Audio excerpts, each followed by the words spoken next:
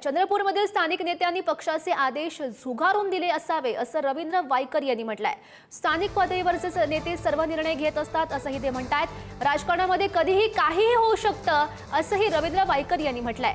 चंद्रपूरमधील निर्णय पक्षाचा किंवा महाविकास आघाडी म्हणून घेतलेला निर्णय नाही असं अनिल परब यांनी स्पष्ट केलंय।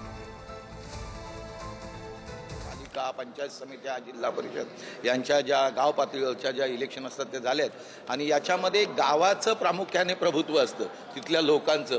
पक्षाने काही आदेश दिला नाही, मला वाटते तिथल्या लोकांनी पक्षाचा आदेश झुंडकारून दिलेला असं वाटतं मला। राजकारणामध्ये कधी काय होईल हे मला सांगता येत नाही आणि कोणीही सांगू शकत नाही। मला माहिती आहे की स्थानिक स्वराज्य संस्था या स्थानिक पातळीवरती स्थानिक नेत्यांवरती त्याचे निर्णय घेण्याचे अधिकार सर्वच पक्षांनी दिलेले आहेत आणि त्या पद्धतीने स्थानिक पातळीवर जे काही निर्णय झालेले आहेत त्याच्यापैकीचा हा एक निर्णय आहे।